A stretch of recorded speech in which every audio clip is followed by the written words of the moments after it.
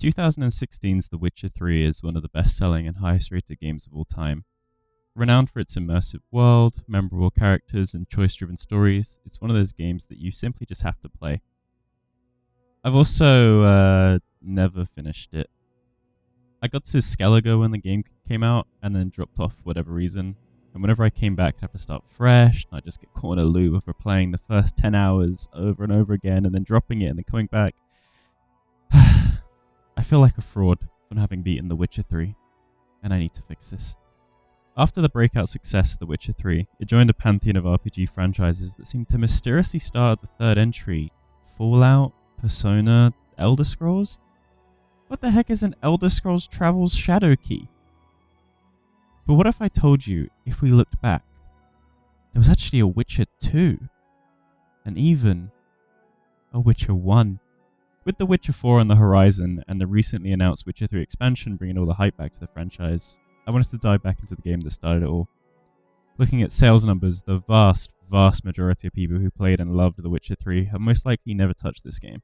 Released in 2009, The Witcher 1 seems to be a little forgotten about. Witcher 3 obviously still dominates discussions to this day, and I remember Witcher 2 having a lot of hype when it first dropped. But there seems to be very little chat around the original game. I guess it's no real surprise Witcher 3 Pro sold 500 times as many copies as the original.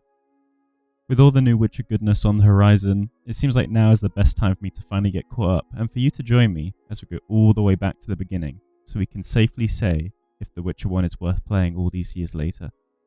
And to be honest, I think it might be. Just have a strong tolerance for some jank.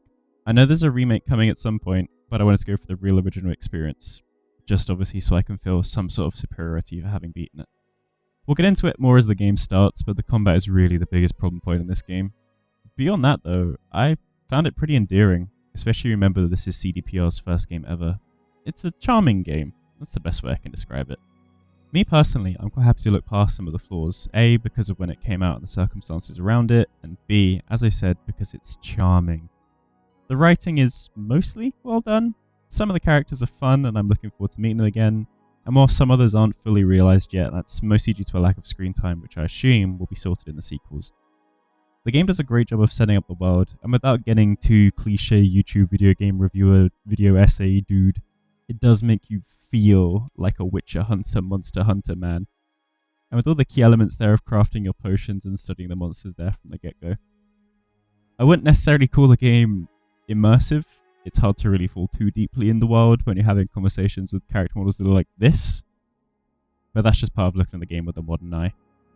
The choice and consequences are also here, with there being two pretty distinct routes through the game depending on who you side with. It's not all sunshine and rainbows, but there's definitely a novelty here that makes it worth experiencing, or even better, makes it worth watching through some clown on YouTube.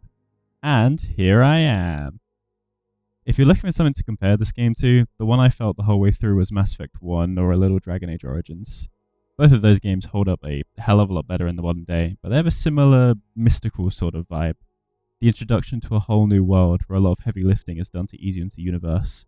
The game also actually runs on the BioWare engine that they use for Neverwinter Nights, so that probably helps the comparisons too. Naturally, the budget for this game was much lower than any of those BioWare titans I just mentioned, but at their core, they feel a bit similar. The game also just sort of works out of the box on a modern day PC, which is nice. It might not sound like much, but a lot of games in this era really struggle nowadays. I didn't use any mods because I wanted to keep things pure, and only had one crash, plus it came at a funny time, so I didn't even mind. The one thing that was really irritating was the mouse sensitivity. Even with the in-game setting at the absolute lowest it can go, I still had to manually change my mouse DPI to make the game remotely playable and not like a COD montage every time I tried to look around. This wasn't fun because I'd hop on deadlock after and miss all my shots because I forgot to change my DPI back. That's the only reason I'd ever miss a soul confirm, honest. And if you've only played Cyberpunk and you're wondering if CDPR have always been that horny since the company was founded, yeah, you'll see. We're going to play through the whole game. It took me about 30 hours to finish, so I've tried to condense down a lot of the unnecessary bits while still keeping all of the story and characters you want to see. We're also playing on the normal difficulty. I would normally pick one of the harder ones, but I really did not want to make this combat any longer than it had to be. The game is not difficult at all, so any difficulty increase would really just result in making all the scraps a bit more of a slog, which is not fun. The game starts in the Witcher stronghold of Kaer Morhen, under attack by a group of mysterious banditos. Our hero Geralt, who looks as handsome as ever, obviously, is suffering from memory loss, which does seem to happen to him an awful lot.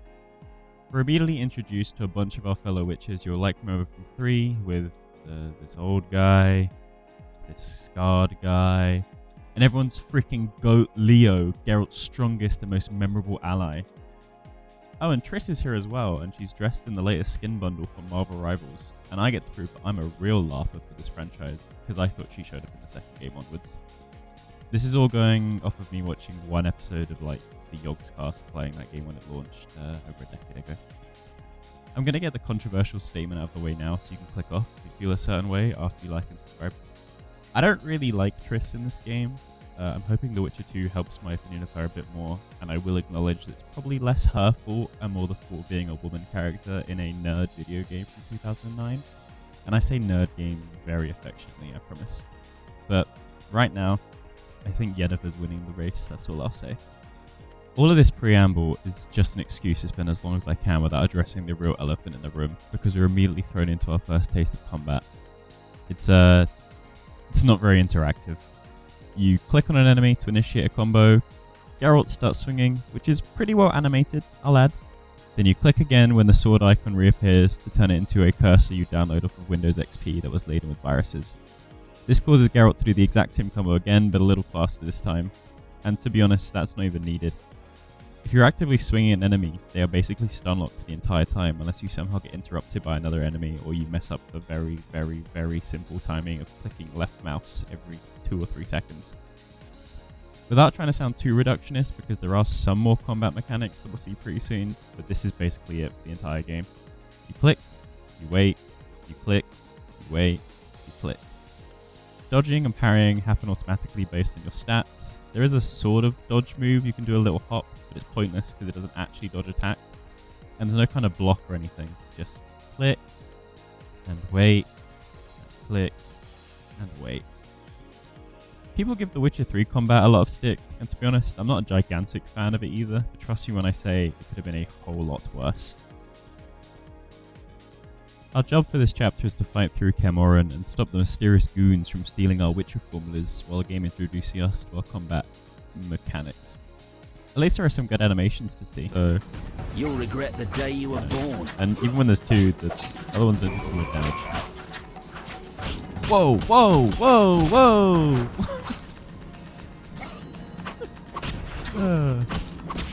I'll make you squeal. Okay, I'm going for a stun build so we can max on.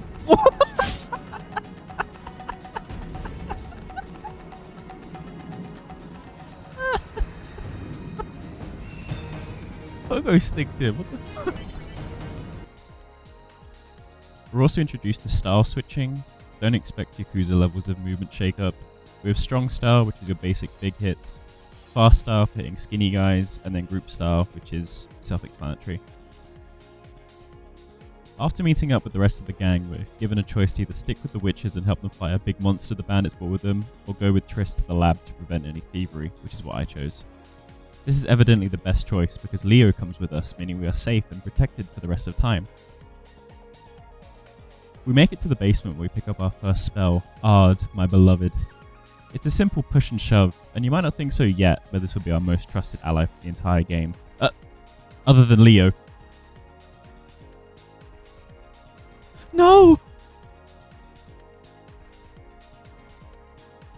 Those sick bastards get away with the Witcher formulas, and we get some quick tutorials on alchemy and leveling up.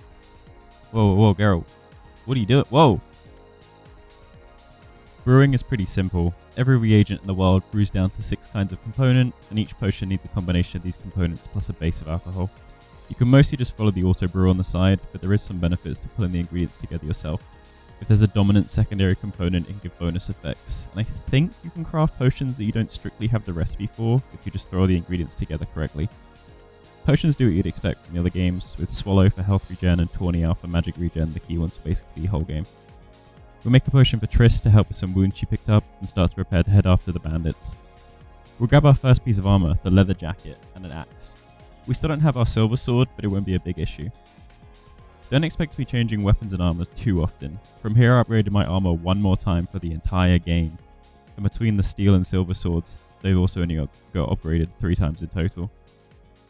There are these offhand weapons you can use like the axe, but they don't work with the Witcher styles, which is what you level up to do more damage. So I'm not 100% sure of what the point of them is. Before we leave, Triss tries to seduce Geralt, but can't you see he's still in mourning? Where's your decorism?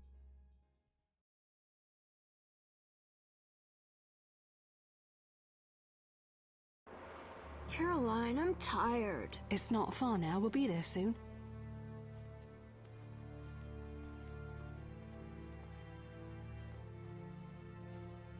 I'm cold. We'll fetch you warm quit milk and bloody honey. moaning. You'd like that. Very much. Thank you, Caroline. What are those dogs doing? Run to the inn as fast as you can, and don't look back. Understand? They're evil dogs. Run!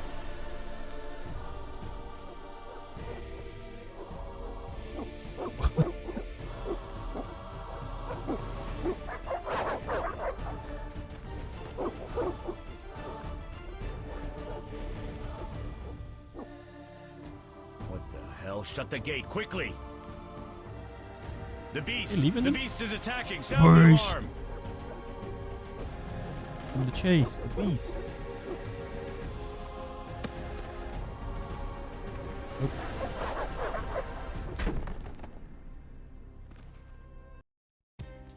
In our chase to reclaim the Witcher's secrets, we end up on the outskirts of the city of Vizima, which is an absolute shithole. Let's be honest with ourselves though, most of this universe is an absolute shithole. On our way into town, Geralt just sort of observes while a mum and child get absolutely jumped by ghost dogs, resulting in a fight where a bunch of guards also die, and again, no one really cares. The little kid, Alvin, will be surprisingly relevant to the plot coming up, but for now, he gets over his dead mum very quick and gets adopted by the local witch. Cool man, whatever. We also meet Shani, a medic who knew Geralt pre-memory loss. She's alright. We look for some more info on the bandit group, who we now know as Salamandra, in the inn, and get into a nice brawl with Fat Fred for a bit of extra cash. On my way into town, we meet one of the bartenders from the inn getting jumped by some street toughs, so we obviously blast them to death and then agree to escort her home.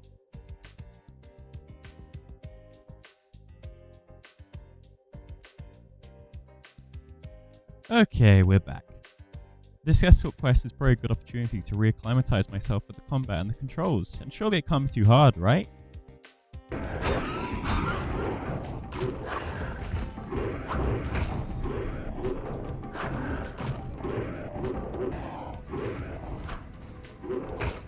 Jesus Christ, stop.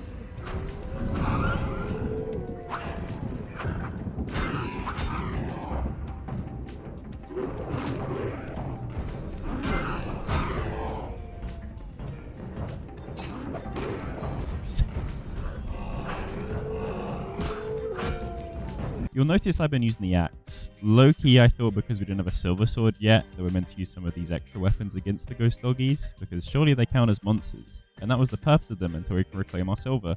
But no, I actually can't read. They take regular damage from the steel sword, so I was just making things hard for myself by using this shitty axe anyway. Along the way, I start to really realize the power of Ard, as we can use it to blast the dogs to the ground, opening them up for an execute one-hit kill. The animation is pretty long, so the NPC can get torn up during it, but we'll be using and abusing this for the entire game. It's pretty good now, but once we get to around chapter 3 or 4, it gets absolutely broken, and it's very funny as well. Honestly, with how uninteractive the melee combat is, magic does make things more fun, so if you try this game yourself, I'd really recommend not neglecting it. It's both overpowered and enjoyable, so you can't really go wrong. We drop the lady off, and pick up another woman-rejected stack. Our main quests for this region are working with the Reverend of the Eternal Fire to help some key members of the community and prove ourselves as useful, which we can then leverage to get access to the city of Vizima itself. The priest is obviously a bit weird, and speaking of a bit weird, I get a very odd bug throughout this chapter where the hair physics just start to go absolutely wild, with the priest's hair and beard desperately trying their best to remove themselves from being attached to this weirdo. This happens throughout the chapter and then just kind of resolves itself later in the game. I don't know, it looks funny, so it's whatever. He also wants us to go around town and light a bunch of eternal fire shrines in an attempt to drive the monsters away, which won't work, which we can do on our way to the other quests. Our other main task is to help the witch Abigail to try and kill the Beast. The Beast is a big version of the Barghest ghost dogs that have been causing havoc around here, so we'll deal with him in due time. There's some additional side quests to be done, as well as Witcher contracts, which basically involve killing X amount of a region's enemies and handing in their parts for a bit of cash. These sound boring, but they do sort of fit the fantasy of being a Witcher. You have to research the monster first, either via a book or learning about them from an NPC, to then know how to correctly skin the monster to get the part. And this research also gives you some nice tips on what the enemies are weak to, like which combat style you should use on them. I do most of these throughout the game, but they're definitely not worth showing, just a nice bit of extra money and XP. Our trip around town involves introducing ourselves and helping Mikkel the guard, Harren Brog the merchant, and Odo, some rich dweeb. These guys are the best the community has to offer, and I mean that as an insult because they're all bastards. The guardsman had asked us to clear out a nearby crypt of little green ghouls, which is probably the hardest fight in the game so far. At the front of the crypt, there's a body of a woman with an empty poison bottle next to her, which we'll find more about later. Even more importantly, we find the Igni spell down here, which is the second most overpowered spell in the game, and I'm so very thankful for it. It starts off pretty mid, but becomes an absolute monster down the line.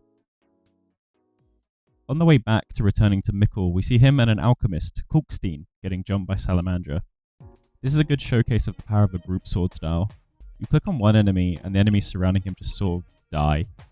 You'll basically use this in any group fight, especially once the combo gets going and the enemies start to melt. It also, most importantly, shortens the fights, which is a godsend. Kulkstein's crazy ass thanks us, and we'll be seeing a lot more of him in the future. Geralt and this cutscene seem to suggest that if we've gone a different route in the prologue, the Salamandra guys will be powered up a bit as they'd have gotten away with more of the secrets. But I'm not sure how this would actually be represented in the game. Next we head over to meet the merchant Harren Brog, and along the way we run into Zoltan Shive, my beloved. He's another of Geralt's old friends, and he's being attacked by some racists, which give us the quest. Racists. So we obviously fucked them up with our boy, again showcasing the power of group style. Zoltan is a little confused because he watched Geralt get skewered by a pitchfork, but a beast like me just sort of got over that without any issues, other than the amnesia. Zoltan also introduces us to this game's minigame, which is dice poker. It's exactly as it sounds like. You roll 5 dice and you look for poker hands in it. Pair, 2 pair, full house, straight, etc. It's not great, so I don't really play it after this. Any Gwent heads looking for a similarly addictive minigame are unfortunately going to have to keep on looking. It's probably a good money farm, but to be honest, past like this chapter, you really don't need that much money. The only thing worth buying is monster and herb research books. You can gather more resources and learn enemy weaknesses, and you are not buying gear at all. Big Harren Brog is the most obviously shifty character of all time, but he asked us to check on some of his merchandise, which he's kind of just left by the riverside, right where a bunch of drowners live. Great businessman. We see the monsters off, and are met with our first encounter with the Elven Scoia'tael faction, essentially a group of freedom fighters for non-humans. Brog promised them loot, but I'm not entirely sure he planned on following through with that promise. Screw his creepy ass, these guys need the gear, so I let them have it. Brog seems fine with us giving the stuff away, but wants us to keep quiet, as any dealings with the Scoia'tael gets you hanged. And he also lets us know that Salamandra routinely collects tribute from the town, and if you fail to give up the money, they just kind of kill you. Another reason to jump these fools. Next on the shopping list of losers, we head to Odo's house and find a big suit of armor that's obviously not his. He's a paranoid drunk, and his task for us is to just go outside and beat up some plants for him. Unfortunately, he makes us also get drunk beforehand, so we have to deal with the plants while also dealing with this incredibly annoying shaky cam drunk effect. It looks really bad, but thankfully the plants are easy and go down pretty fast to getting stun-locked by attack spam, which is basically the strategy for the entire game. Even worse, now that we're out of combat, we're stuck in this slow stumble animation to walk back to his gaff and turn in the quest, where we're still stuck with the shaky camera. Please let me meditate and never have to drink again. We also ask about the armor, and he lets us know that it belonged to his brother, and he mentions that he earlier saw the Beast looking through Abigail's window. Thankfully his house is a rest spot, so I can skip past the intoxication, because my god it was annoying. Speaking of Abigail, we go pay her a visit. She's realised Alvin, that little kid from earlier, is a strong source of magic and has been having some real weird visions. So maybe the little dude will turn out to be important or something, I don't know. She offers to brew a potion to amplify his visions, and I'm like, sure, that sounds like a good idea. Why not? Now, this whole time, my inventory has been getting clogged by useless food items and gifts, many marked as gift for a woman. You don't have much inventory space, so I was kind of curious what these are actually for. I speak to a random townswoman, and I'm prompted to hand her one, which then, as you'd probably expect from a CDPR game, leads into a random sex scene where we see shirtless Geralt just kind of gyrating in the background while a collectible freaky card appears on the screen. Yes, that's right, sex is the collectible in this game, and I guess you get a card every time you bang? Hey, wait a minute, I can give this old lady a gift too. Surely not. As some sort of divine punishment, not 60 seconds after getting freaky with the townswoman, the game crashes. But I understand the message it's trying to send. They want me to pursue the righteous path of virginity. That's right. Turns out this is actually a challenge run video, and the hardest challenge run you've ever seen. Can you beat The Witcher 1 without having sex? Believe me, it's harder than you think. That's not an innuendo. Loading up again, this time with a clear conscience, I find the same woman as before to tell her that I believe in the sanctity of waiting for marriage, and then head to meet Mikkel to update on what we found in the crypt earlier. According to him, that dead poisoned woman was his girlfriend, and she must have been poisoned by Abigail the witch. Also, according to him, Salamandra are the only ones around here to have passes to get into the city proper. The Reverend is happy that we helped around town, but refuses to divulge Salamandra's base location until the beast is dealt with. So it's time to go back to Abigail and make Alvin get possessed just a little. Potion ready. Yes. Alvin, drink this. Tastes bitter. No complaining. Now, speak. Abigail, I'm afraid. Why'd they skin the puppy? Why'd they hurt him? He was gentle. He hurt no one. When the girl from outside the village, she screamed horribly, unlike any human. Bad children, torturing the witch's puppy again.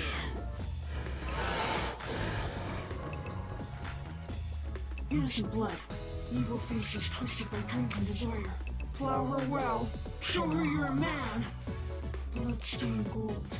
The beast is born!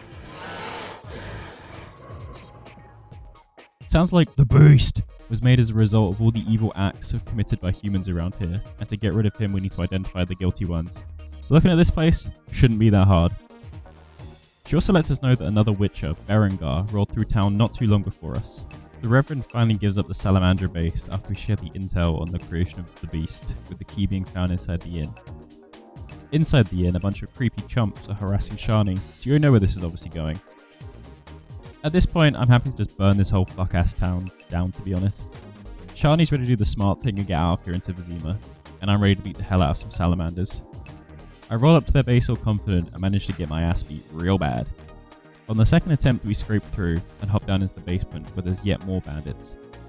These ones are a bit more talkative, letting us know that in our time in the town we've been working for a bunch of creepy murderers. Who'd have thunk?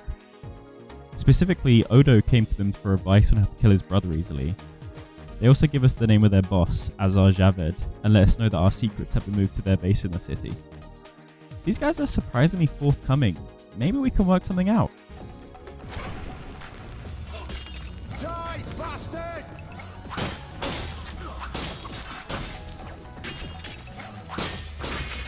Die, swine! Alvin is down here as well, after the Reverend sent him here to get kidnapped and taken to Vizima. It's always the guys you most suspect. Deeper in this cave system, Abigail was just kind of hanging out and lets us know all about all of the sins of the dudes we've been working for in town. She's not exactly innocent herself, having sold some of the poisons, but claims she's not as bad as they are. And how is she going to prove that? Duh, she's obviously going to ask to bang in this musty cave. What an enticing offer, but I'm not falling for your witch trickery crashing my game again. The villagers are waiting outside after whipping themselves up into an angry mob hell-bent on jumping Abigail. All of our favourite local dickheads are here trying to defend themselves and shift the blame to her, but using the evidence we collected around town we can mug them all off. Shut up, you bastard. You lead this band of rogues, so you must know they sell children to the salamanders, and you knew about the rape and murder. I spit on you. You're all the same. All guilty. You'll regret this. They kind of just let us walk off after this, while the Reverend yaps his medieval Asmongold level drivel. Geralt aura farms on all of them, and it's time to go and exercise the beast. who beats me up the first time, stun locking me to death. On the second try, I actually play the game properly and load up on potions and oils for my sword, which makes it look like a cool-ass lightsaber to help us flex on these demon doggies. With these power-ups, we get the better of the beast, and for him, the chase is over. I then get my ultimate wish as Odo, Harrenbrug, and the Rev try and jump me, and obviously get absolutely slaughtered as they deserve. Well, we've cleansed this place, so time to head into the city. It goes as well as you can expect. Sergeant, that Witcher's here. The one I told you about. Oh. Who do we have here, Mickle? Is this the man we want? Yes, sir, Sergeant, sir. It's that filthy freak, the Witcher. A blasphemer and a counterfeiter, do I guess well? Yes, he asked who's allowed into the city. Then came with that letter of safe conduct from the Order. Well, if that's a knight of the Order, then I'm Princess Ada. Son of a bitch.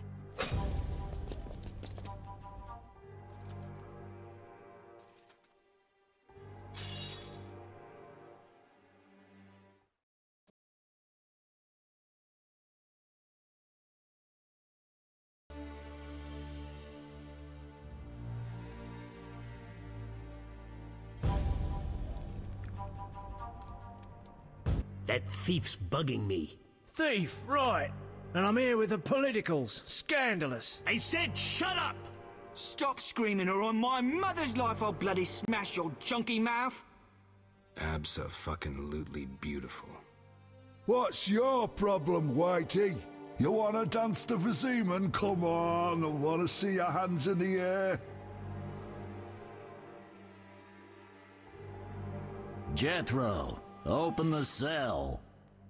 Ooh, scared. Soft as butter. Come on, Whitey, what you got? Back off. What, you wanna fight or not? Professor, move it. You're free.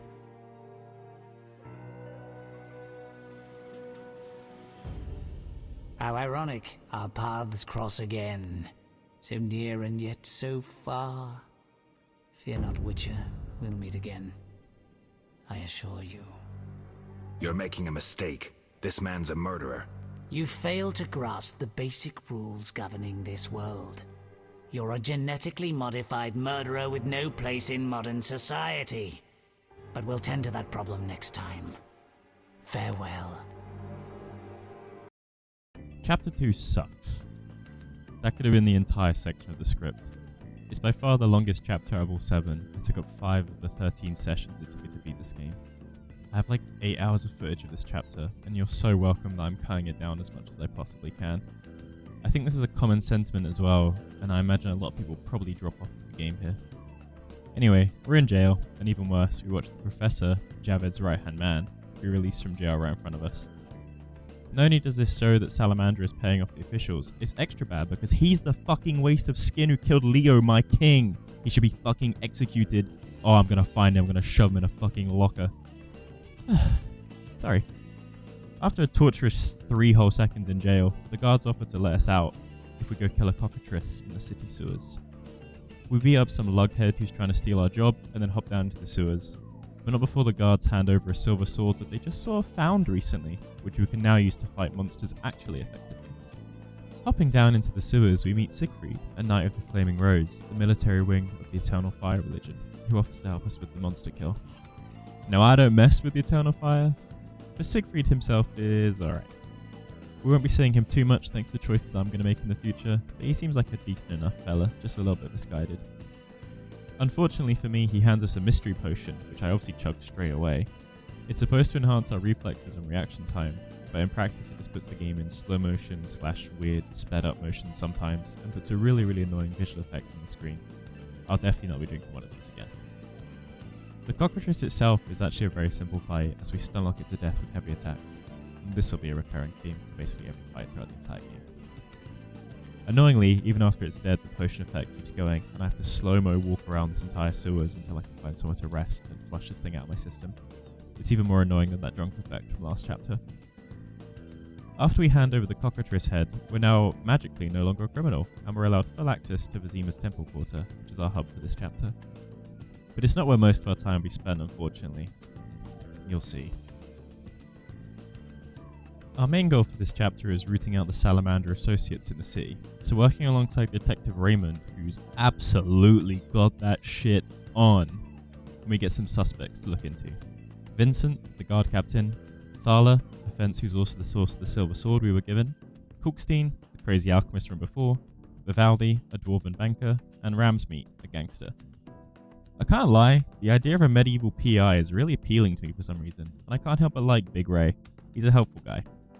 We meet Thala, or Thala, I can't remember, who seems above board, but is evidently more than meets the eye, and Cookstein again, who mentions a mage's tower in the swamp that he's desperate to get into. This is the first mention of the swamp. It's a horrible place, and I really don't want to talk about it. Unfortunately, past me didn't know what was in store for him, so he crudely thought, let's go to the swamp right now and look into the wizard's tower. That sounds like a fun side quest. He was stupid. Thankfully, I can put it off a tiny bit longer as we roll around town a bit more, meeting Ramsmeat, who's a dickhead, and we follow the trail of the silver sword. The city's pretty chill, but what's that sound? What is that? Why does that sound play every 5 minutes when you're walking around the streets? Why does it sound like the Crack Kid meme from like 2012? You know, the one that goes, yeah! Yeah! Anyway, out on the docks, we reject another lovely lady and meet Duncan Luvarden. He's not that important quite yet, but he's a bigwig with a lot of cash, which gives him a lot of influence around town. I guess there's no point in stalling anymore, so we better finally take the boat across the swamp. And here it is. This dark, dingy, dank, dusty dump of a place will occupy the majority of your game time in this chapter. I'm not going to act like it's all bad. There's some interesting characters and stories hanging around here, which just all connect on this overly big map filled with constantly respawning monsters, including some that explode when they die, so you have to be slow and wait to kill them with Igni so you don't get blasted for just daring to fight. You can't even just walk directly to wherever your objective is. You have to go the long way around because a lot of areas are arbitrarily blocked off by twigs or vines or just the tiniest little blockage. And don't forget, on your way around the big loop, you gotta fight 1 million drowners again to get 1 XP for each kill, and you'll be doing this loop hundreds of times. Sorry, I'm getting ahead of myself a little bit. It just really hurts me thinking about this place. Things do get off to a pleasant start though, as we get to escort a nice old fella to a local shrine and learn the lay of the land along the way. It's mostly uneventful, and he does a better job of not dying than that lady from chapter 1. At the shrine, we interact with it and find a bunch of Sephiroths? He's in this game? Anyway, we'll leave the old guy here in the middle of the night in this swamp overrun with monsters, but I already got paid, so I don't care. Popping into a nearby crypt, we smack a ghost about and pick up another Sephiroth and our third spell, Quen. It's a bit different from its Witcher 3 version. While in that game you pop it and it just soaks the next hit you take. In this game you cast it and you get a bubble around you for a little while, which blocks all damage. But as soon as you take any offensive action it goes away. So it's more of a stalling tool in this game where you drink some potions, regen or charge another spell. It has its uses, but I mostly forget to use it. 1 million drowner fights later, we visit the local town, inhabited by a bunch of brickmakers who rely on the clay pits in the swamp for work. You know, for a pretty racist society, especially against non-humans, people are pretty chill about us entering their homes while they sleep and raiding their cabinets. Vaska, the leader of the village, has some info for us. She's seen Berengar, the other witcher that was mentioned before, but he got jumped by some humans at the clay pits. Those pits are also infested with monsters, so the locals can't do any work. Lastly, if we want into that mythical mage's tower, we should go check in with the old dude we escorted earlier as well. At the pits, we wipe the drowners and find 2 salamander corpses with their badges sliced in half from a witch's sword. I'm not really sure how, but we somehow figure out from this that Berengar is dead, which I don't get because he's not here, and the guys who jumped him are clearly super dead. Oh well, rip. Vaska gives us our 5th Sephiroth and starts yapping about the coming of the lords from the deep, and gets really mad when we call them Vodyanoi, or water priests. We slog back across the swamp over to Gramps' gap and immediately start ransacking his place, finding a book on the usages of the Sephiroths, some vodka, some human bones and brains on the dinner table, usual stuff. When confronted, he's pretty chill about the cannibalism and even offers to share. He eats human meat because he just kind of enjoys it. He doesn't really have a reason. I choose to kill him, obviously, and a riveting chase scene begins as he disappears from the room and runs into a crowd of evil plants. who are totally fine with him, but really don't like me. With the plants and the cannibal dead, I foolishly don't heal and get jumped by a freaking wyvern out of nowhere, miss every swing and die. Turns out the swamp is even worse than I initially imagined. At least we get to kill Gramps again. Tucked in the corner of the swamp is a Scoia'tael camp, which we can't do much in yet, and the Mage's Tower, which is locked. 15 minutes of Drowner fights later back in the village, I find an obelisk with a name matching one of our Sephiroths, which sets up a cool light show and shows us where the mystery box is. The ray gun would really make this swamp tolerable. Evidently, we need to pop a Sephiroth in all these obelisks to open the tower.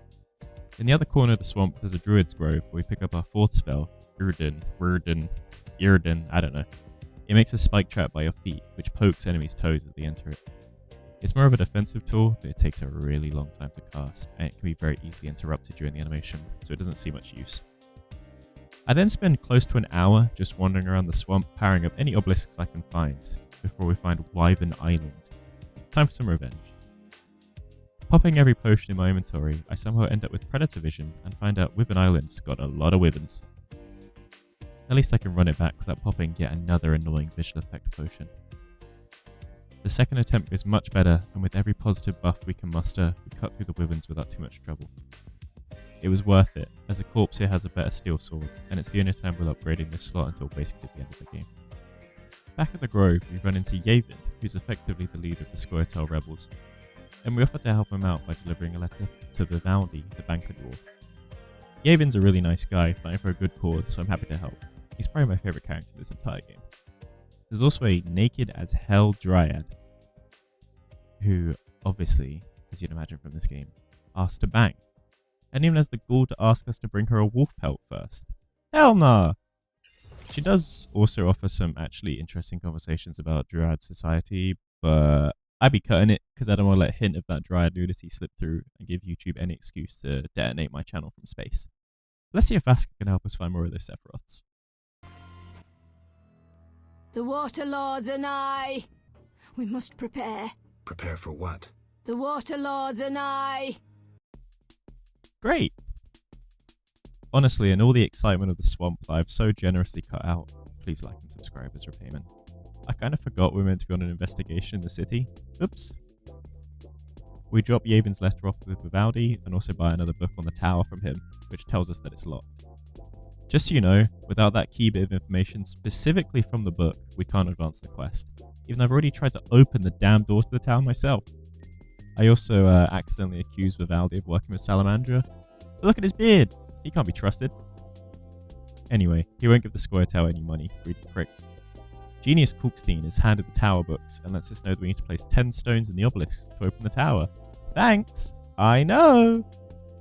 He at least gives us some notes on where they can be found. Putting off our return to the swamp, we help some working girls around town who are getting jumped and are rewarded by being able to reject the chief prostitute to keep powering up our virginity stat. We pop into a random warehouse and find the chief of the guards meeting with some Salamandra, which does not look good for him. I definitely don't act rash at all and just end up icing all the bandits, before finding out that they were defectors that were going to testify against the leadership.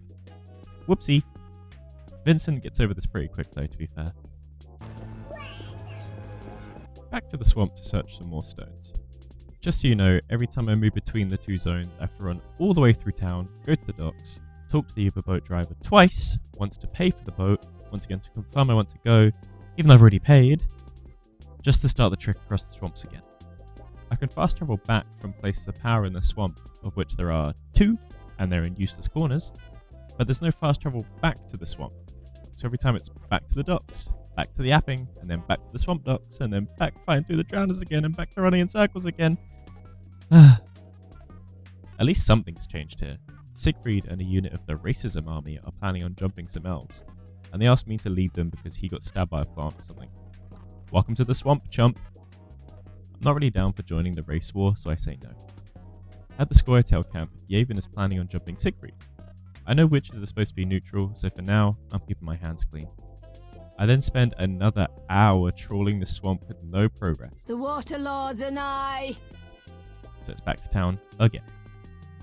Kulkstein lets us know that one of the stones is in the swamp being held by Gollum, and we'll need a lightning rod to wake from its slumber.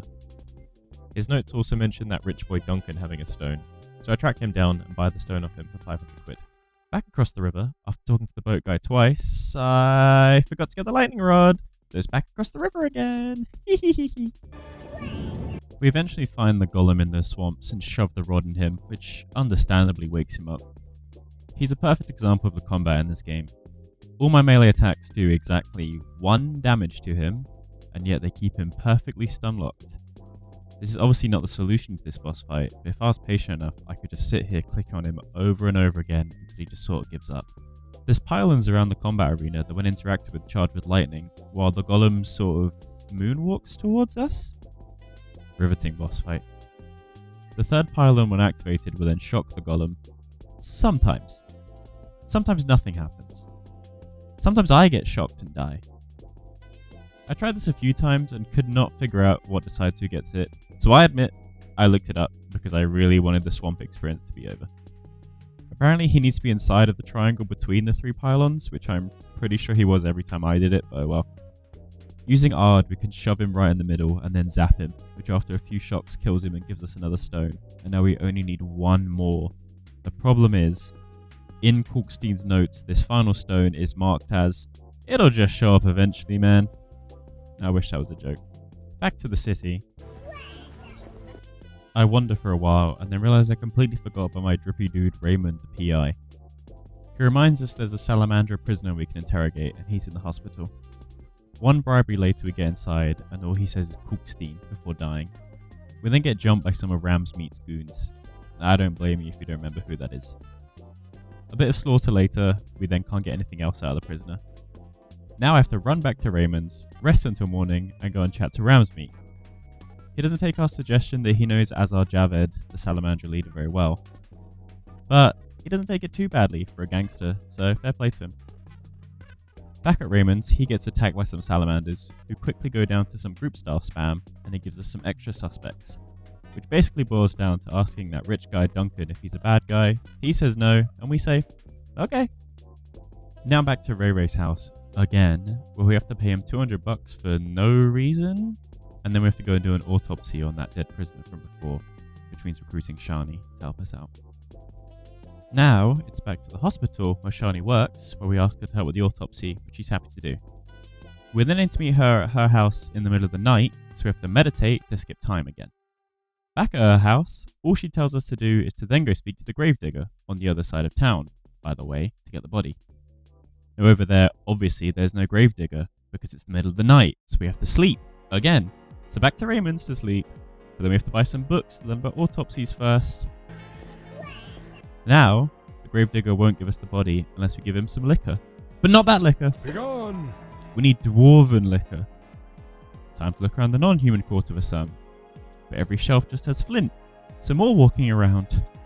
More resting. Just please, I need just 1 more Sephiroth. Oh, please let me go, I don't want to play anymore. Thankfully, the bar has some dwarven alcohol at least, and the gravedigger finally gives up the body. Excuse me for just skipping through the dialogue, but I was tilted as hell at this point. Geralt just moves so slowly, and between going back and forth in the swamp and back and forth in the town, I was just done. I'm sorry if this chapter is overly long or even hard to follow, but I really did the best I could to chop off all the tedium. I promise it gets much better from here, and hopefully you're enjoying the suffering at the very least. But don't forget, one last thing, we can only do the autopsy at night, and it's the day at the moment, so back to Raymond's again to rest. We finally get to the hospital at night, with the body, with the books, with Shani, ready to chop this fella open. The guy was torn apart after he died, he was stabbed, his head is all twisted up, his liver's absolutely balked, and his tongue is gone. He probably deserved it. Anyway, the signs point to an alchemist being the culprit, so I sprint over to Kalkstein's and blame him. But he just says, nah, it wasn't me, and just goes back to bed. I didn't know you're allowed to do that. Raymond says he sussed the whole plan out, and it turns out both Ramsmeat and Kalkstein are the bad guys. Thanks, I think I got that. I'm sick of all these people, so I'm just going to go kill Ramsmeat. He remains very cordial in the face of some damning allegations, and I push him far enough to actually fight me. This is the biggest fight yet, as the room gets swarmed with chumps, and because I'm lazy and didn't prepare at all, I die. Second time's the charm, as a few potions and a few spins takes them all out. I find absolutely no evidence alluding to Ramsmeat actually being guilty. Whoops. So clearly the solution is to spring a trap on Kalkstein at the Mage's Tower. Remember that place? And Ray Ray conveniently has the final stone that I've been looking for 6 years. And I also keep noticing that my Witcher medallion in the top left keeps going off when I'm in Ray's house, which normally only happens when bad dudes are nearby. You can probably guess where this is all going. With the final stone in hand, it's time to go back to the swamp.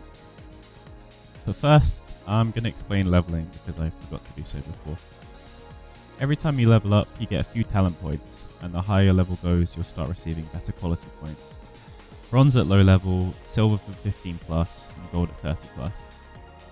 There's 4 categories you can spec into, with your key attributes, most important, each of your spells, and your 3 stars for each of the steel and silver swords.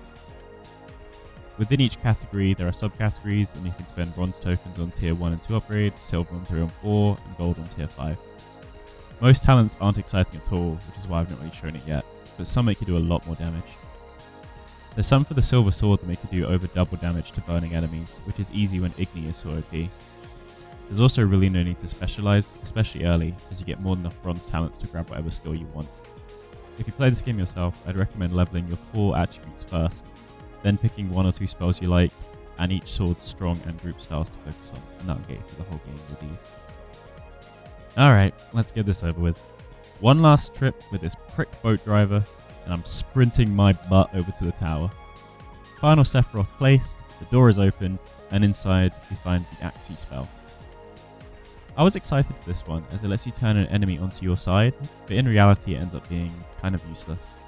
Possessed enemies do very little damage to their powers, and you're better off just blasting everyone with Igni and group sword styles to end this fight quick. Back outside, there was an imposter among us. Why did I write that into the script? And Raymond reveals that he's actually Javed. The real Raymond was killed and swapped a little while back when I was having Chapter 2 related psychosis. Even worse, I'm only half HP from the trek through the swamp and haven't prepped any potions, so I'm going to have to clutch up.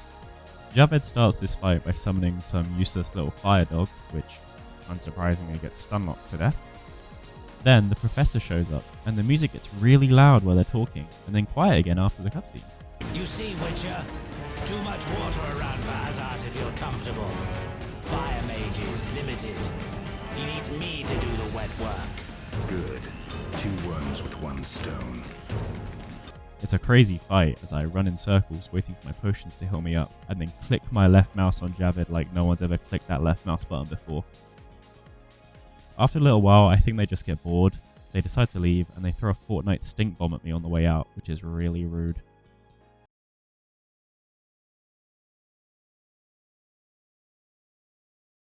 I am glad that's over.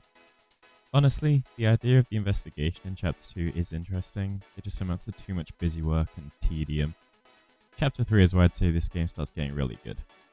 Off screen, that Scoia'tael and Eternal Fire beef that we stared out of escalates into a full-blown scrap, and cutscene Geralt warns we won't be able to keep neutral next time. We awaken Triss's house while she has some very private conversations very publicly with another sorceress about how they're planning to use Geralt for their schemes. I should be able to convince him. Don't overdo it. Geralt can be exceptionally perceptive. I know. I must get back. I'll contact you when it's all over. Never let the Witcher guess what you hide from him.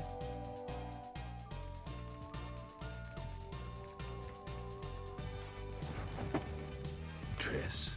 Should you be up? I'd rather make sure you've recovered completely. How? Don't worry. This won't hurt a bit. Don't worry, this might look like we failed the virginity challenge, but off screen I use some camera mods to pan away, and they actually just play a nice rousing round of Scrabble. Geralt would never, ever have sex. After, it seems we're all okay from the stink bomb, and Triss even suggests that we may be able to restore our memories if we maintain a strong identity and take a stand in the world's problems.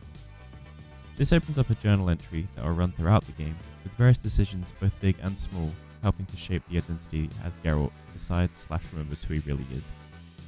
I really enjoyed this actually. It's a small thing, but it feels great to make decisions consistently and see that entry update as Geralt affirms his beliefs, or at least the beliefs you've striven to give him as the player. Our main quests are now to investigate some magic anomalies around town and to join Triss at a banquet with some of the city's biggest movers and shakers. We now have access to the nicer part of town, the trade quarter. It's a bit less of a shithole than the temple quarter, but tensions are still high with the monsters, the plague, and hostilities between the guards and the non-humans. There's a few new stores we have access to, but there's not much to buy other than some new recipes and monster info. Some are even worried there's monsters inside the city walls, but surely not, right? Hey, a floating hat. What the fuck is that? The monsters are here, bruv, we gotta go. The terrifying little freak even has the gall to tell me to be gone. You be gone! Be gone! Be gone! I feel like leaving the city. I've taken my children to the countryside. I feel some ill lies on the horizon. So do I. We still have access to the temple quarter, and for Triss we need to roam around the map and place some trackers so she can find the source of those anomalies. So it's back to the old map briefly. We meet Siegfried there, who is pretty chill about us ignoring his quest in the last chapter. It ain't my fault he works with a bunch of losers that I do not want to help, especially now they're planning martial law in town. He also warns people have been going missing in the graveyard, so I guess we better go take a look. At the graveyard, we find what you would assume is the source of the disappearances, as a ghoul is chowing down on some poor fella. But even weirder, we're able to strike up a chat with the ghoul, and he's probably the best voice acting in the game.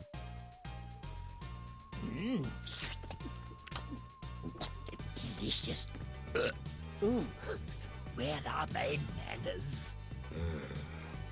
Never seen a ghoul before? Not one that talks.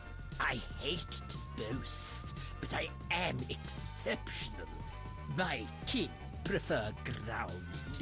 He's not been eating people alive, just snacking on the corpses that are being left here by a unit of elves attacking civilians, and they're just around the corner. They've left a bunch of humans in the crypt, and they basically outline that if we stay here and fight them, all the humans will die. So I decided to do my job and let the elves go so we can go save the civs. Also, you may assume that the magical talking ghoul might be a major character going forward, but he shows up once again for about 5 seconds at the end of the game. Which is a shame, because I really thought we could be pals. Back with Triss, turns out that the source of those magic problems is none other than little old Alvid. I told you he was way more important than you'd ever assume. Turns out he could have some crazy magic potential and cause a lot of damage, and he's currently hanging out with Shani, who refuses to hand him over to a sorceress. For those counting, this is now Alvin's third mum so far in this game. I try and talk it out with Shani, but she's not willing to co-parent the boy with Triss, and even weirder ends the chat by asking Geralt to kiss her. Girl, there has been absolutely no hint of any romantic involvement between you and Geralt, and more importantly, don't you forget he's a pure man. We also meet a classic character in the hospital. Dandelion the Bard is here for some reason. He's not got the same swag that he has in Witcher 3, but he at least lets us know that Alvin has been kidnapped. How do people want to parent this fucking kid? Surprise, surprise, it's the salamanders that nabbed him, and he's pretty chill with the mass slaughter he just watched. While we fight off the rest of them, we can choose where to ask Dandelion to leave Alvin between Triss and Shani. Now I will admit, I was like, oh, let's leave him with Shani because he's been hanging out with her since the start of the game. But I forgot that was Abigail, a completely different woman, so my bad. It's not really my fault. They do write all the women in this game to just be sex objects, you know. I can get them mixed up, it ain't my fault. I made to rue my mistake very quickly, as in our follow-up chat with Shani, she seems to really have gotten the wrong idea. She somehow got in her head that we've adopted the kid together, and then 2 seconds later asked for a damn wedding ring. Yeah, that's right. This wasn't a do what's best for the poor orphan quest. It's secretly a choose which one of these women you spent 4 seconds with to lock in as your romance quest. She drops the big L word on Geralt's head out of nowhere, and I guess it must have been that hot day autopsy that we did that really got her going. Remember, the ladies love autopsies. Unfortunately for Shani, this is going to be our biggest rejection yet, because she's going to be standing in this room waiting for a ring for about the rest of the game. We're then forced to go to the pub with our buddies Zoltan and Dandelion to discuss Geralt's women troubles that I didn't even know he had. Never gonna complain about hanging out with the two homies, but I kind of feel like the whole situation's a little weird. You know, ever since we saw that freaky messed up monster NPC, everything's been a bit surreal. Talking ghouls, random marriage offers. I think he cursed my game. Plus, because we've been out in the town, I'm stuck with the drunk effect again, so it's another stumble around with an annoying visual effect until I can find the nearest spot where I can meditate. And guess what? To double down the awkwardness, it's in Shani's gaff. Please get the ick from this, I'm begging. Now we have to awkwardly pop back to Triss and tell her she's not getting Alvin, to which she chews us out for... Do you have any idea what you've done? You've sold out the city for a redhead.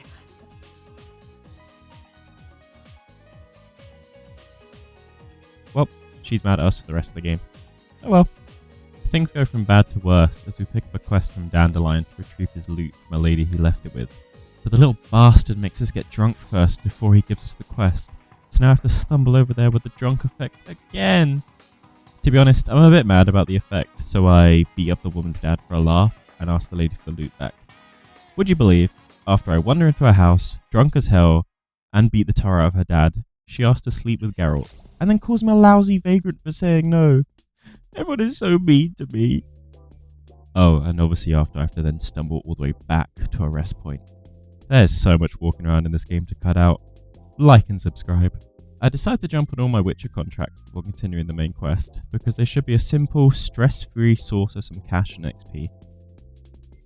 I'm not going to make you watch, but trust me, this place is even worse the second time around. Repopulated with more monsters and some salamander for good measure.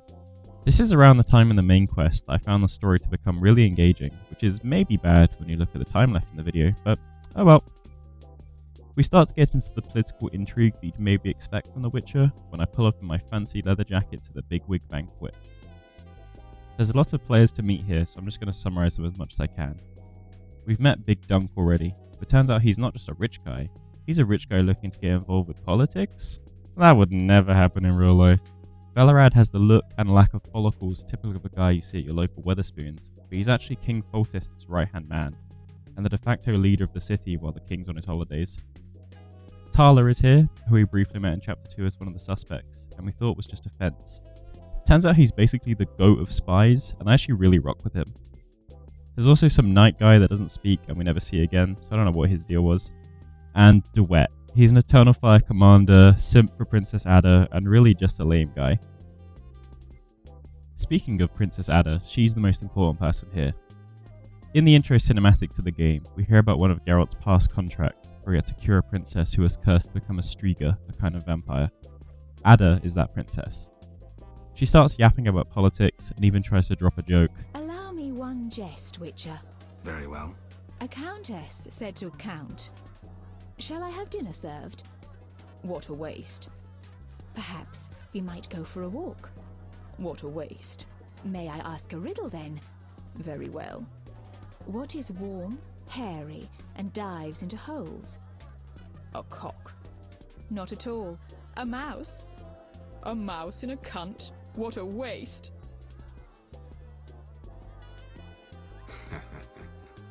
Oh, brother, this guy stinks! After dropping that stinker, she has the audacity to make us get her a snack, which starts a whole rigmarole of asking around to see what kind of snack she likes. After we get Triss to summon in some rare meat, who'd have possibly thought that the political discussion we were promised was actually an attempt for her to get some wacky Witcher Willy? Why did I write it like that? She's also quite obviously got some ulterior plans going on, so we'll see what those are in the future. Oh, and Triss just forgets she's mad at us for the length of this quest, which is convenient, I guess. Thankfully, the banquet wasn't a complete bust, as Duncan reveals he also wants Salamandra gone. He tasks us with destroying 2 of their camps in the swamps. By some massive stroke of luck, I already did these while side questing, so I don't have to go back there again. Big Dunk has sussed out that the final Sally base is in town. It's in a restricted zone, so we need to smuggle ourselves in with the help of a guard. Outside, my boy Tala and DeWitt are arguing. Tala is accusing the chump of faking the royal seal so he and his order can pass their actions as royal edicts. I can't prove he's right, but he's got such a way with words. Where do you get the royal seal, you ball-licking bastard? That I'm obviously going to side with him. It's all kicking off out here, as I'm also summoned to a bank robbery down the road, where Yavin and his squad are heisting for some gold to fund their quest for freedom. Old boy Velarad asks us to sort them out, but I'm obviously going to side with the elves over him. He doesn't need to know that for now though, so it's time to sneak into the bank via an adjacent building, which is full of nasty vampires. This is around the point in the game where I began to really abuse the power of Ard. Basically, the spell is intended to knock down enemies, and as you level it up, you get a secondary chance of stunning them if they're not knocked down. But the stun is actually better than the knockdown. Most enemies can't be executed on the floor, and for some reason, even those that can will routinely bug out and not let you finish them, and they'll just get up again. The stun leaves them helpless for much longer, and one click will kill them from full health. This works on both monsters and humans, and will be abused relentlessly to speed up fights. Anyway, time to help Yavin and the gang flee with some loot. Luckily, there's a nice underground passage attached to the bank, I guess?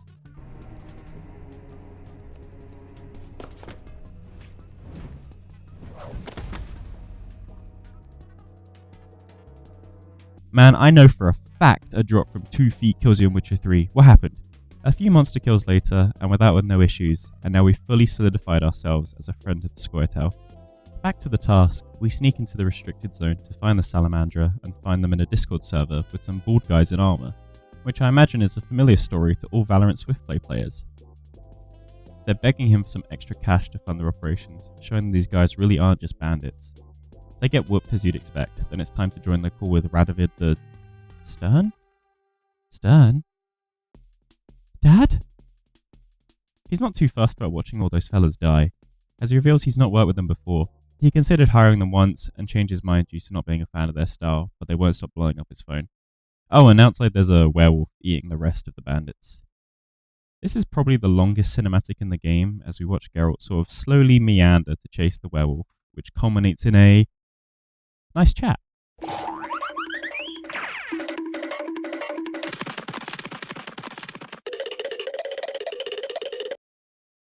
The werewolf is actually Vincent, the leader of the guard in town. He spends his days being a fed, and then his nights roaming around as the werewolf just eating criminals. He also lets us know that the Radovid we just got off the phone with is the king of the neighbouring land of Redania. I have the option to kill Vincent for being a monster, but he's kind of got sauce, so I just decide to spare him.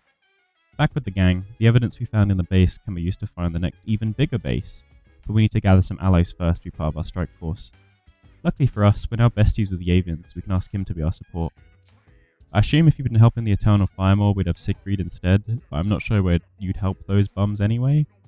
And if you've been ignoring both of them, I guess you just walk in on your own. Triss also tracks down Radovid for us, and he's actually very chill. He just wants to marry Princess Ada to join together Temeria and Redania, which seems like it would be beneficial for both of them. Hey man, you can have her, as long as you can handle the comedy. Anyway, with Yavin recruited, it's time to kick off the finale of this chapter by going back down the pub to have our secret meeting with the gang in our usual spot that multiple people have seen us coming and going from. Vincent is waiting by the door and says we're about to get jumped by Salamandra, who come running right in and then photobomb the damn cutscene.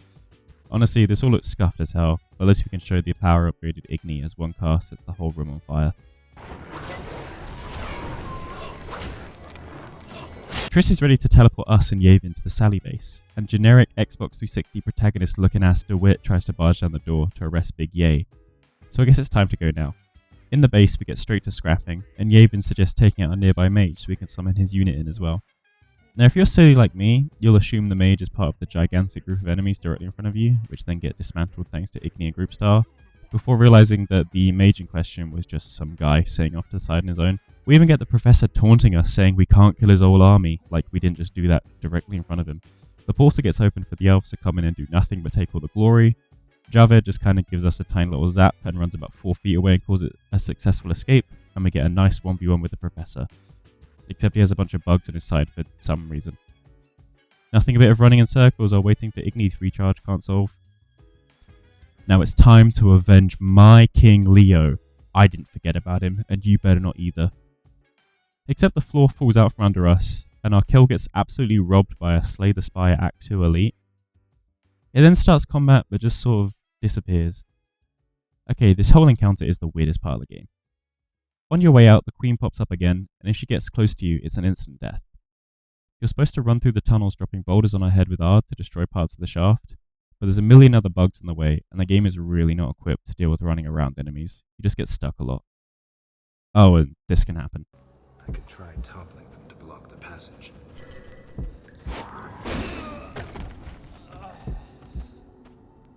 Or you can drop the wrong boulders and trap yourself in.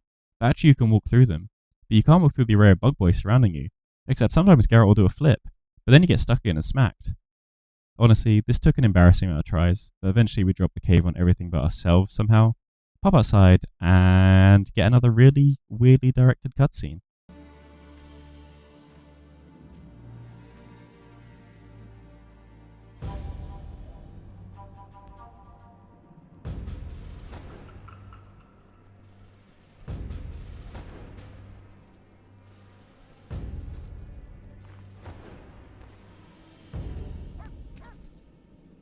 I should have known you'd discover who was behind the counterfeit royal seals.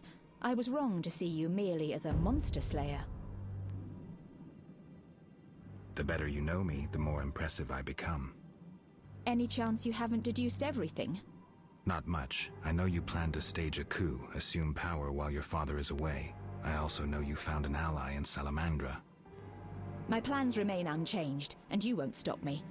I condemn you to death, sentenced to be carried out at once. Your Highness. Sorry, Geralt. The right of state never sleeps. As the condemned, I have the right to a last wish. One last kiss from you. A scandalous request. But the last wish is a sacred custom. So be it.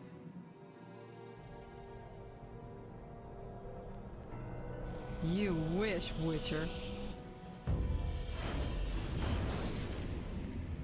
He has been spirited away. Someone will pay for this. What?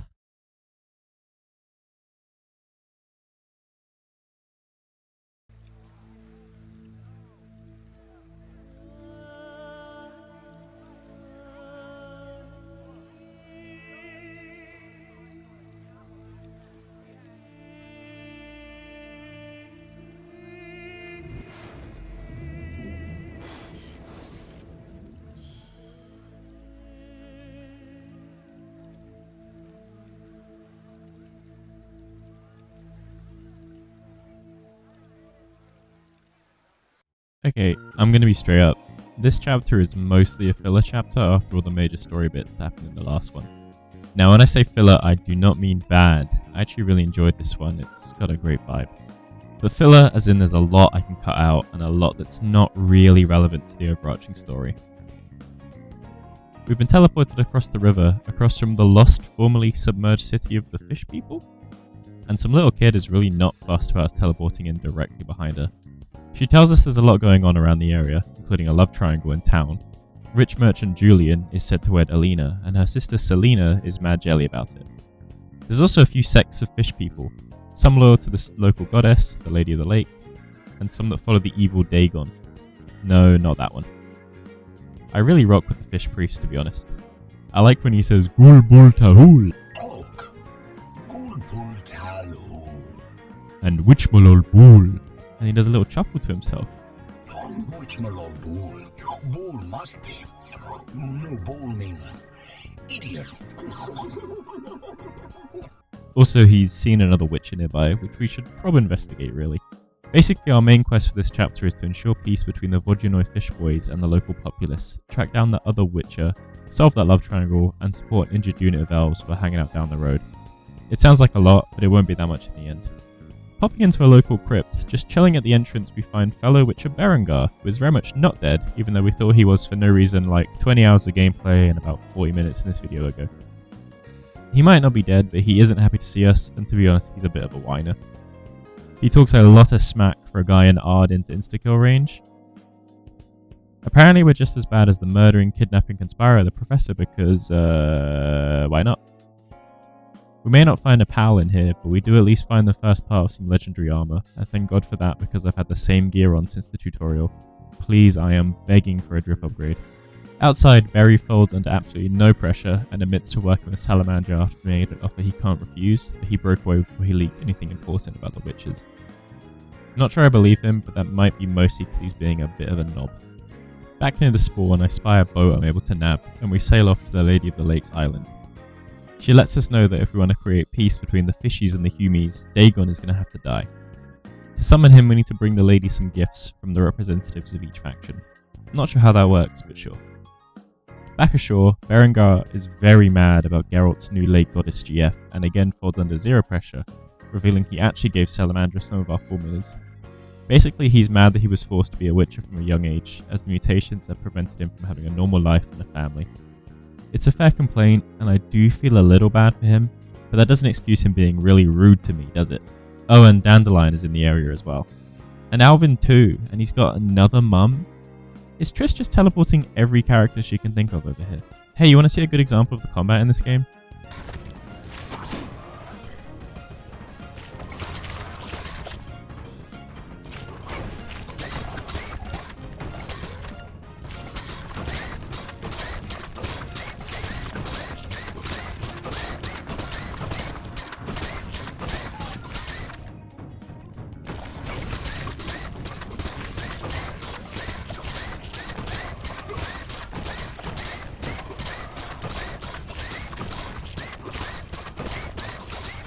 Now you can see why I just spam spells in AoE.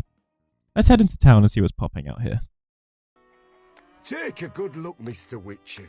You're not likely to ever see another cow like this, and... Wow, it's really all happening in this place, huh? We meet Alina of the Love Triangle, and she asks us to check in with her fiancé and make sure her sister isn't up to no good.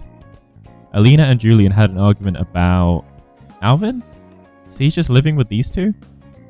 Alina wants to adopt the boy, clearly not knowing he hasn't got a good track record with mums, while Julian wants to send him off to be a witcher. Loki, I'm on his side. I think we should probably send this child as far away as possible for the good of everyone. Over at the pub, Julian has absolutely no interest in Selena, who's really mad about it. Would you believe that manifests into her asking to bang Geralt 3 seconds into the conversation to get back at her sister? Girl, I ain't involved in all this. Speaking of rejection, Dandelion remembers he has a letter to us from Shani, who really did not take the hint when we left her standing in her room perma waiting for a ring. In the letter, she asks us to find Alvin. Okay, done. Suggests we're a good father to Alvin. What? And they're all one big happy family. What? Anyway, Julian coughs up our gift from his side to the Lady of the Lake nice and easy, and the lack of busy work makes him alright in my books. Oh, and we find Alvin just kind of cutting about some field, and we hand him a Dimeterium or something necklace, which was included in Shani's letter. It should block his spooky dreams. Remember this for later. Then we go into a separate field, and Alvin is in this one too. Can you please just stay at home? He follows us around this zone, which probably isn't for the best because we quickly find his new mum Alina dead and turn into a wraith. The little guy is actually a little sociopath because we cut down the wraith, for now, and he doesn't even react.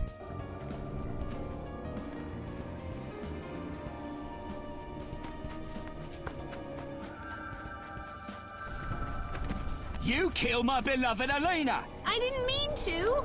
Lawyer, you were jealous of her! Die, murderer! Ah!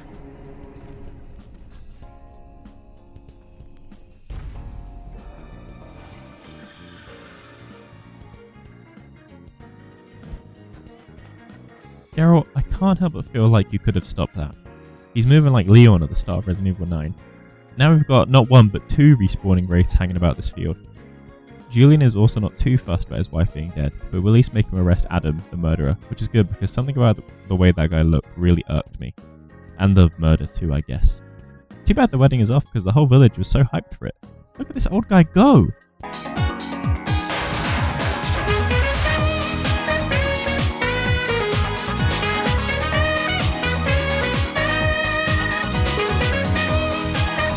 Dandelion lets us know we can help Alina pass on by finding some mirror that's scattered around the field. It's hard to concentrate with the dancing guy in the background. He also helps us scribe a letter back to Shani, which we obviously start with kindest friend. Here's the letter, so we better run that counter up again. I feel a bit bad, Shani's like half the count now. I'm not showing too many side quests in this region, but we run into a hermit in the field who's concerned that all the death and violence going around is going to end up attracting the wild hunt. To combat them, we whip up a concoction to summon some of their phantoms and spook them off. Unfortunately, they come with a stun move, which is annoying for me, but I come with spell spam, which I imagine is very annoying for them. With them dead, we've driven off the wild hunt. Wonder if we'll see them again. Foreshadowing is a narrative device. The druid also rewards us with some wreath he had lying around his house, which we can use to free Selena's spirit as well. But even with these items, we also need some poetry to distract the spirits while they get whisked away. I decide this is the less pressing of the 2 main issues at the moment, and return back to the Lady of the Lake with the gifts from Julian and Big Fishy Priest, which we can use to summon Dagon. He's a big guy, so you might think this is going to be a tough fight. He's actually invincible, oh no! Except he just stands around, we have to kill his fishy followers to damage him, and they die in like 2 swings. With Dagon dead, the Vodunoi and the humans will start to get along. So at least we've done some good around here. Let's keep the good streak going by dragging Dandelion to recite some poems to Alina, where the lazy bum makes us freestyle some of the verse for him. Now you do have to wonder to yourself, why did they give Selena that hairline in death when Alina's was fine? That feels very targeted. This whole situation makes Geralt have a flashback saving Abigail in Chapter 1, and makes him realise he values solving human problems without using violence where possible. This makes me happy because that's the sort of ideology I'd like him to keep throughout the franchise if possible. With all the conflict sorted, we can now go visit the Lake Lady and my hero, the Vodunoi Priest. And we receive an actual gear upgrade. Oh my god, it hasn't happened since Chapter 2 with the new steel sword. Also, love Fishy Boy hitting whatever dance this is mid-conversation. We get freaking knighted and awarded with Erendite, a brand new silver sword, one we can really call our own. Also, stat-wise, it is just a gigantic upgrade, so monsters are really boned now. Berengar is also on the island, which is confusing because there's only one boat and I took it to get here. He, once again, folds with no pressure and lets us know that he was in fact the one who betrayed Kaer Morhen's location to the Salamandra and helped them with their research into witch mutations. He was able to escape them once, but was recaptured and tasked with capturing Alvin. Man, he is way more important than any of us ever thought he would be. I decide to be nice to Berengar, which surprises him, and he hands us a letter. Within, he admits to being a coward, scared of fighting monsters, and especially scared of Javed. But he has a plan to kill the prick. He's going back to Vizima, and he's glad our paths crossed. You know what? Me too, Berengar. You're alright. One last crisis to mop up this pretty short chapter. An Eternal Fire unit is waiting at the shore, looking for a unit of elves. We play dumb, but there really are some starving elves camped in the area. I didn't include the footage, but we helped feed them, but they're still a weakened force, not capable of fighting. The elves have moved into the village as a response and taken the villagers hostage, so it's time for us to negotiate. Oh, and guess what? Alvin's a hostage too. Can we please have a quest without this guy? There's some elven reinforcements, rearmed and rearmored thanks to the money we helped lift from the Vizima bank, and an elf named Teruviel is the de facto leader. She's not too interested in a scrap, so she agrees to release the hostages and devises a plan for us all to sneak out together at night. Which would work if the Eternal Fire didn't just sneak in and start an all-out brawl. Alvin teleports himself away, and Geralt sounds so worried about it.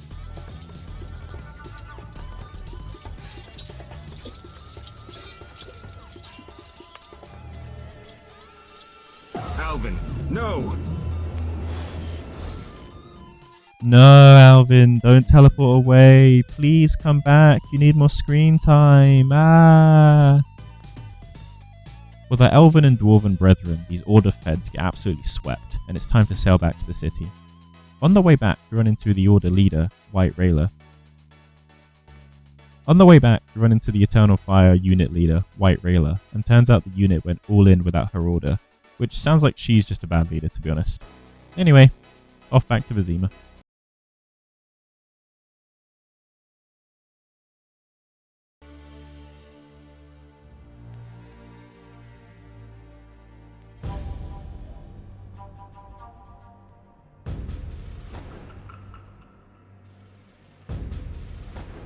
We arrive in Vizima soon. Smell that? Yeah. Smoke. Something's burning. Heavy and stifling, like thatched roof huts. Damn it, Geralt, look!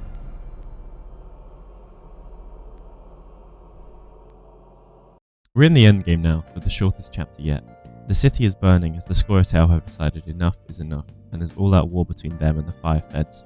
So it's time to visit Old Vizima and get involved. You return, sire. I trust you are not too late. Your kingdom is in need.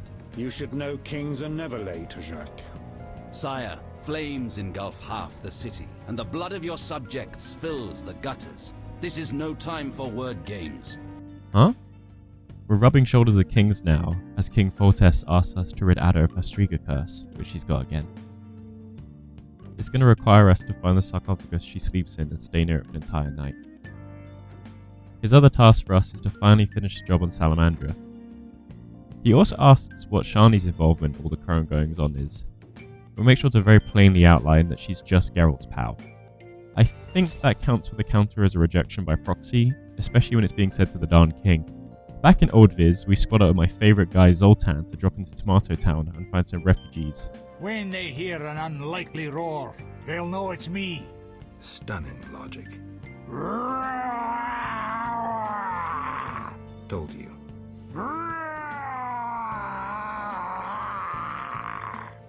After gathering them up and breaking through to Shani's field hospital, Zoltan also gives us some clues towards finishing that super armor from last chapter, and Shani continues to reject rejection. On the hunt for Ada, we instead find a licker from Resident Evil that's learned how to walk upright and also conveniently found some pants. Sadly for the poor mutant, Salamandra didn't create them with built-in Ard resist. If you weren't convinced that the Eternal Fire are the bad dudes yet, a squad of them rolls into the hospital. The Eternal Fire shields our souls from filthy magic. I surrender!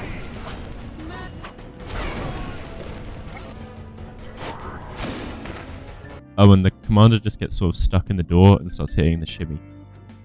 Because he's in the door prompt, I can barely click on him to attack, so maybe he is a genius tactician.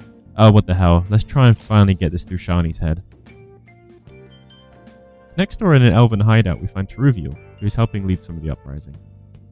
She starts discussing the meaning behind the uprising and how she's happy to follow Yavin for a brighter future, so obviously Geralt, without my input, tries to get freaky with her mid-conversation. You think Unbelievable. You think I would... In these circumstances?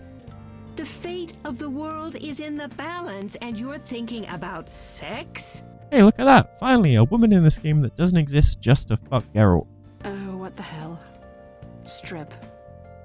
Oh. Run the counter up. At the barricade, we spot White Rayla from last chapter, and looks like we might have a boss fight on our hands.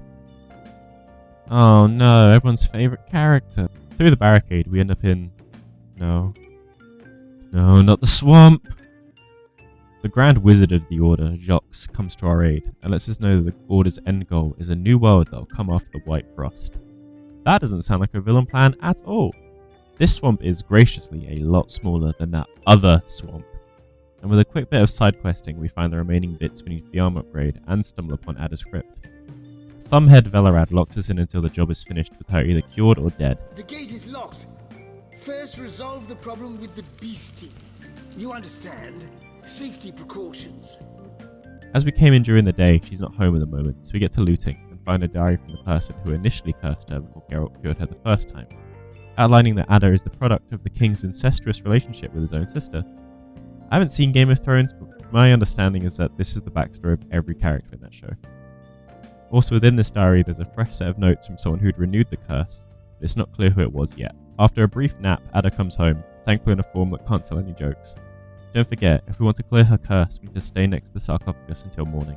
I say don't forget because I sort of did for a brief moment and blasted her with fireballs a few times, which almost killed her real bad. You might be wondering how staying here all night manifests in gameplay. Well, let's just say it's a serious brawl.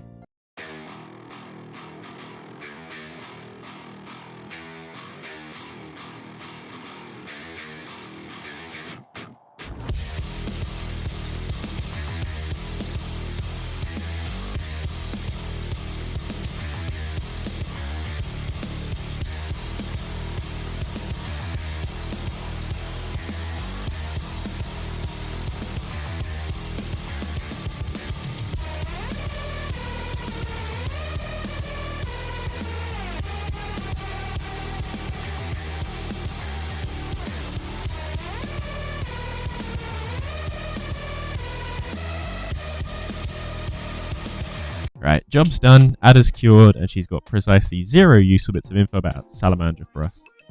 To apologise for locking us in, Velarad also gives us a new steel sword, which is marginally better than the one we got 25 hours ago. Speaking of upgrades, back in town we pop in with a local dwarven blacksmith and hand in all our armour pieces, and man, it was worth the wait. It comes with more damage resistance, stronger spells, and most importantly, much improved drip and swag stats. Too bad there's about 90 minutes of game left. Pressing on through the swamp, we get accosted by DeWet, if you even remember this chump. He baits himself out as the traitor who recursed Ada and tries to get us to gang up with him like he didn't call Geralt a freak 900 times. Be prepared because there's another tough boss fight coming up.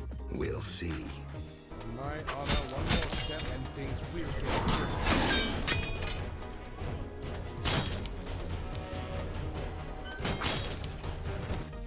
Clearly we're on Dickhead Street because Javed is just down the road here to show off what he's managed with the Witcher formulas, which seems to be just bringing Rayla back from the dead in a new Gooner outfit.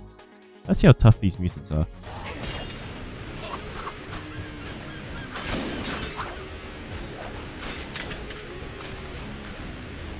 We're finally at Salamandra's secret base, if you ignore the 6 other secret bases we cleared throughout the game, and it's guarded by a bunch of level 12 World of Warcraft characters. Yavin is in tow, and he manages to hold aggro while we cut through the chaff. He informs us that his boys have royally messed up the order, so they've been forced to regroup, and the king is willing to open negotiations with the non-humans, a pure win in my books. Us not killing Ada should keep the king in good enough spirits to actually negotiate properly with Yavin. That's another nice action on our part too. Like all good secret bases, the front door is locked, but we sneak it through the basement. Inside there's a pretty sizable slog through a bunch of mutants. You can probably guess how I dealt with them at this point, so I'm not sure it's worth showing on the screen. We get a little mini-boss with a big spider, and a nice chance to actually try our fancy silver sword, and thanks to our new armor and level ups we can also Igni about 700 times in a row. Javed pops up again and tries to fake a jawline by craning his neck 90 degrees upwards, but after that failed mogging he resorts to just summoning some big blokes instead. Our sword combos are so leveled up now that we swing really fast, and I've also unlocked some supercharge attacks which can be done by holding left mouse. See? There are combat mechanics.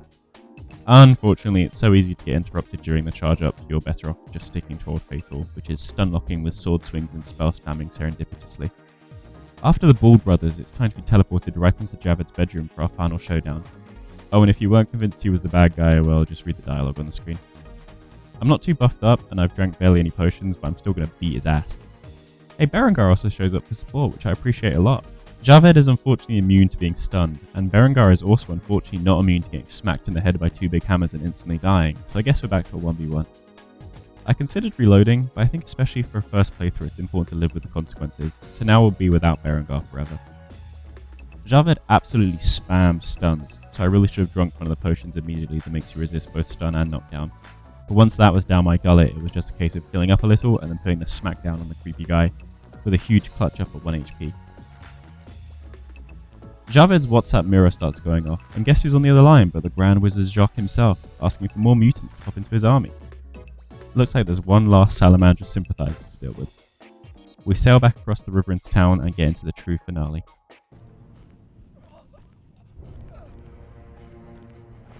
Sire, victory! Despite heavy losses, we now control the trade quarter. Excellent. What news from De Wet? He's dead, cut down by that godless butcher, the Witcher. Useless De Wet. Have the town criers informed the people Ada has become a Strigger? Yes, but the Witcher found the beast. Geralt of Rivia. Only he stands between me and... We must fan the flames of chaos. Release more of our experiments, and let the elves wreak havoc. Grandmaster, I must protest, as a nobleman and representative of... Enough. Give the people more food, and tell them any God-fearing human can find shelter at the castle of the Order of the Flaming Rose. Adalbert, I thank you for your loyal service. Take him away. A new era dawns. An era of superhumans. None will stop me. I appoint you my new adjutant. Know your assignment? Kill the Witcher. Wow, those mutants even come with totally human-sounding voice acting. We meet up with King Foltest and Radovid in the Temple District, where they've come to an agreement to let Raddy marry Addy in exchange for his army destroying the Order, while we're conscripted to whack Jacques for 8 bags. There's also the beginnings of some negotiations between Foltest and the Squirtail, with the promise of a better future inbound. So, let's get to killing, for a good cause. First on the whacking list is Siegfried, who both you and I forgot existed. VTech Eminem espouses some racial abuse at Geralt, then gets absolutely comboed to death, which I certainly enjoyed. Maybe in another playthrough we'd been pals, but I don't really ever see a world where I'd allied with the Order, other than out of curiosity. You'll never guess who's in the basement of this random building. The talking ghoul from earlier. I don't know if I missed something, or if he's coming back later in the series, but he seems like he gets very little fanfare in this game, with 2 very short scenes. I kinda like him, maybe just because he sounds silly. Now, you and me both know it wouldn't be a Witcher 1 chapter if we didn't have to go through either a swamp or a sewer, so on our route to the Order base, we naturally have to fight some big tentacle beastie in the sewers. The Zoogle is very annoying. He summons a bunch of tentacles very frequently which chip away at your health, and once they're dead, he comes up ready to be brawled. I will admit, I was using the wrong sword for most of the fight, which probably made things more annoying than it needs to be, but still this boss has a boatload of HP. Honestly, this fight takes so long that it gets to a point I almost died just from drinking too many potions, so I have to pop a white honey to reset my toxicity and then rebuff so we can go again. He does finally go down, but it takes a hot minute, and I'm very glad I didn't die and have to redo the whole thing. Out of the sewers, we make our way to the Order HQ, where Yavin lets him know he took a tap during the Zergal fight, so it'll just be Geralt versus Jacques. At the absolute last moment possible, I suddenly realise I can drink potions that last for 8 hours, rest for an hour to reset my toxicity but keep the buffs, drink more potions, and repeat until I have every effect I can possibly have active all at once. So rolling into this fight with vastly increased damage, HP, sign damage, and capacity. I wish I knew this earlier in the game, but it's also not been difficult at all, so I guess it doesn't really make a difference. Jacques yaps some typical villain speak and then manages to teleport us to the future. He specifically takes us to a future after the Wild Hunt wipes out humanity, which he claims is inevitable if he doesn't get involved. This is only the second worst thing he'll do to us today, as he then proceeds to teleport hundreds of meters away, forcing us through one last battle gauntlet before the final showdown. Good thing we sipped all those buffs.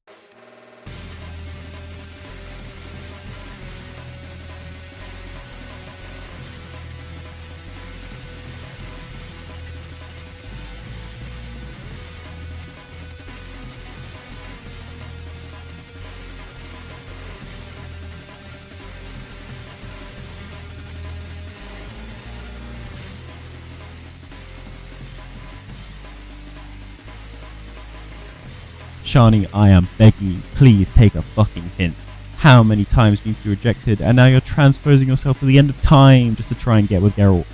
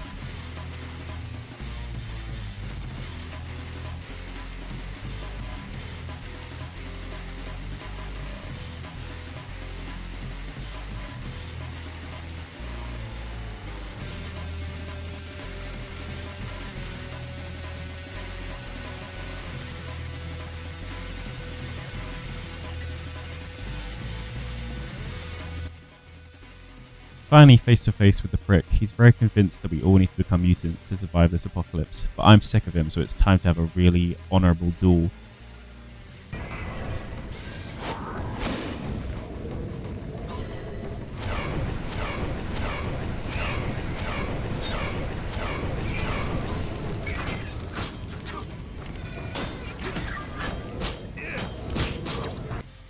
Outskilled.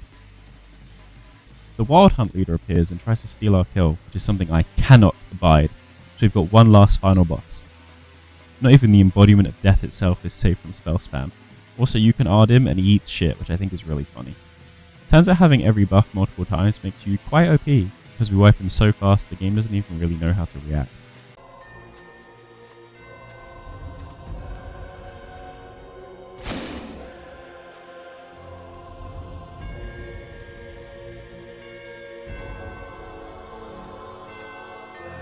That sword is for monsters.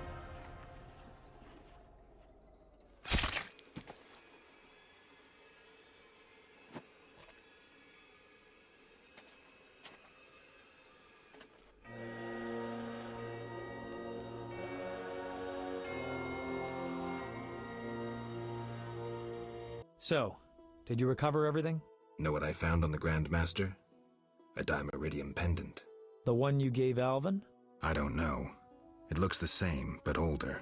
He must have worn it under his armor for years. Oh, you've got to be kidding me. That little bastard Alvin snuck his way into another quest, this time as the final boss. The bloody fighting in Vizima revealed Jacques de Aldersberg's madness. People ceased trusting Knights of the Order, began treating them like enemies. Foltest took advantage and limited the Order's power. He forgave the non-humans their mutiny, as they assisted him in quelling the Order's rebellion. Yet the King's mercy was short-lived, and it could not quell disdain and hatred. Scoia'tael units soon reappeared along Forest Road. Yavon's fame as the one who had defeated the Order drew more elven youth to his cause. The sorceresses failed to gain influence over Foltest. The wartime chaos brought only misery. In time, all returned to normal. Both the righteous and the villainous survived. Few knew what had really happened in those days in Vizima. They were those who destiny had brought together with Geralt of Rivia. Yet they chose to remain silent. What then happened to the Witcher? That is a different tale entirely. Temeria and Redania are allies, thanks in no small part to you. For your toil, a worthy pouch of gold. Your Highness. Master. Farewell, sire.